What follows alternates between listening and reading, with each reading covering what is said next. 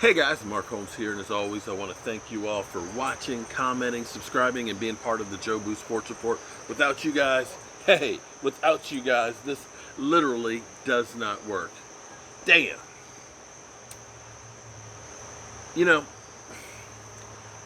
I am one of those guys that always wants to do everything myself. I hate to have to ask somebody else or get somebody else to do something. When my sewer line backed up last night, or excuse me, this morning. I didn't really want to mess with it, so I called the plumber and said, listen, what's the, I know it's not going to be exact, but what's the basic charge for snaking it? They said $250. I said, okay, by the time I go through, rent it, do it, I'll let him do it. So I waited all day. They finally came in, and dude gets here and tells me it's going to be $1,000. I said, dude, you guys have snaked it before. I said, I thought that the sewer line messed up. Some of you guys might remember. I was headed to Oxnard, and the sewer system backed up. I thought the pipe had cracked because I got a tree out there. I'm like, dude, you guys came through, you shot the camera down, charged me $600 of that, and you charged $400 to snake it. How is that $1,000? I said, I can tell you exactly where, I can point right exactly where the spot is. Well, we got to take the toilet. I said, dude, I'll take the toilet off. That ain't no big deal. I built the whole bathroom 17 years ago. I can take the toilet up. Yeah, well, and she said, well, I don't set the prices. You can talk to the office. So I called the office and said, hey, yo, I understand. I didn't expect an exact number. They said $250, and now we're talking 4 times that. We're talking $1,000. Well, sir, they may have to use different kinds of. No. I said, okay. You know what? Don't worry about it. I got it. So I went, got the snake, snaked it out. Snake cost me $60 for the day, and snaked it out myself. And I'm sitting here thinking that if I had been not having the skills, I'd been screwed over for $1,000 bill just to snake out the drain, something that literally took me an hour to do. But anyway, I digress. Haven't done one of these in a while, but I'm going back through, and I'm thinking about what Tyrone Crawford said. Tyrone Crawford said people that are hating on Dak don't know football. And I have to agree with a lot of that, because see, what a lot of people do is they regurgitate what they hear from the talking heads. And I hate to tell you, but some of those guys were has-beens, never-weres, wannabes, and haters. Dan Orlovsky, what makes him an expert? I ask you, what makes him an expert? Certainly didn't do it on the field. Wasn't very good. And he's the same guy that said that Quincy Carter went to the Super Bowl with the Dallas Cowboys under Sean Payton. But yet people will quote guys like him. So going by what Tyrone Crawford said, hey, he's good. But people will say, he's not an Aaron Rodgers, he's not a Russell Wilson, he's not a Drew Brees, guys that elevate the team. They were 8-8 last year. They stunk. Couldn't beat playoff teams. Okay. I'm gonna be here to tell you that if Drew Brees elevates the team and is constantly the best out there, then explain to me how, when they won the Super Bowl in 2009, they haven't been back in one anymore. And don't tell me that he doesn't have players around him, because Michael Thompson is one of the best receivers in the football, if not the best. Alvin Kamara he had last year. His defense with my man Demario Davis, they're pretty good. I'd say their defense is a lot better than ours. Now here's the funny thing is, over the last 2 years, with Drew Brees at the helm, Cowboys are 500 against them. 1 win, 1 loss. Interesting. Over Drew Brees. And also I'll put out there, if it's only the quarterback, then how come the New Orleans Saints had 4 years? 4 years of 7-9. Now keep in mind, Dak Prescott, 13-3, 9-7, 10-6, 8-8. So 75% of the seasons he's had a winning record. Never had a losing one. 75% has had a winning record. Okay, I get that. Hold on. Aaron Rodgers. They won the Super Bowl 2010.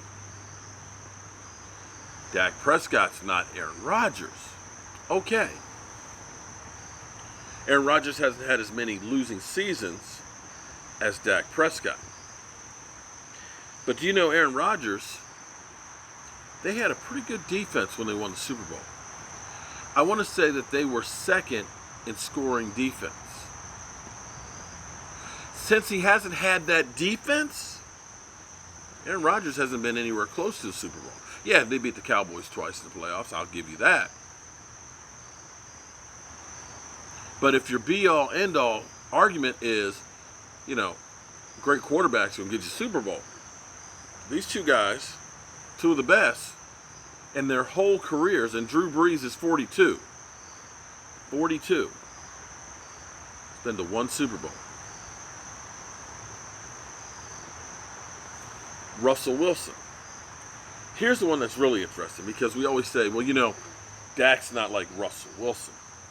Dak can't elevate the team and win. But I do say that didn't the Cowboys beat Russell Wilson and the Seattle Seahawks in the playoffs? That was Dak Prescott versus Russell Wilson. And I believe the Cowboys got that win. Now here's the interesting thing, because when you think of the Super Bowl, because the argument is always, well, Russell Wilson, he's Super Bowl champion. Dak Prescott's not there. But do you know that the year that they went to the Super Bowl and won it, he threw for 3,300 yards, 26 touchdowns, and 9 interceptions.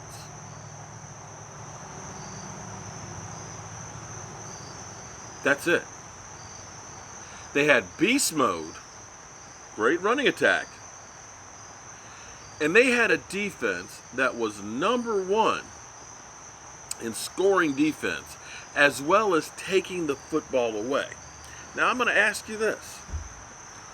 When they won the Super Bowl, their defense, it wasn't even close, gave up 14.4 points a game.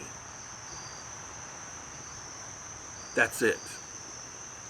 The next year when they went to the Super Bowl, it wasn't quite as good. It was 15.2. And you add to that taking the football away, it makes the quarterback's job a whole lot easier. Because now that Russell Wilson is throwing 4,000 yards, 35 TDs, they're not back at the Super Bowl. Have you noticed that? Russell Wilson is a better quarterback now than they were when they were winning Super Bowls.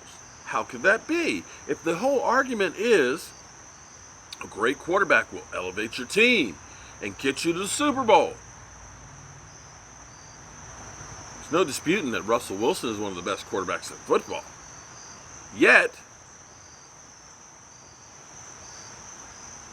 they're not back at the Super Bowl.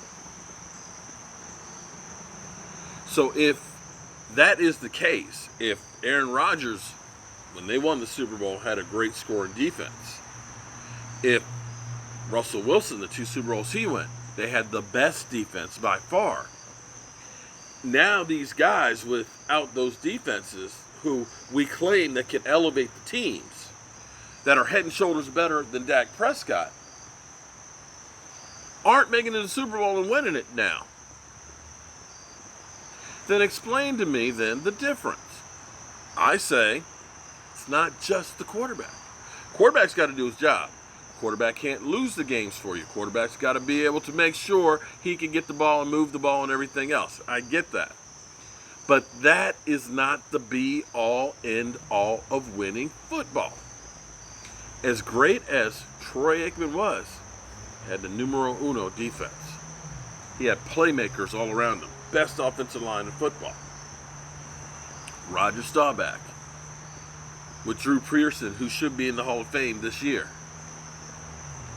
with Tony Dorsett, one of the best defenses in football. And so if your whole thing is looking at the Dallas Cowboys, who got rid of a coach that you can't say was one of the best coaches in football, when you look at the defense that is giving up a lot more than 15 points a game, you have to realize the smart football fan understands that all phases of the game count, as well as coaching. And that it doesn't matter how good your quarterback is. And there's no disputing that Drew Brees, Russell Wilson, and Aaron Rodgers aren't great quarterbacks. But if you don't have a full, complete team that plays smart, you're still not winning the Super Bowl.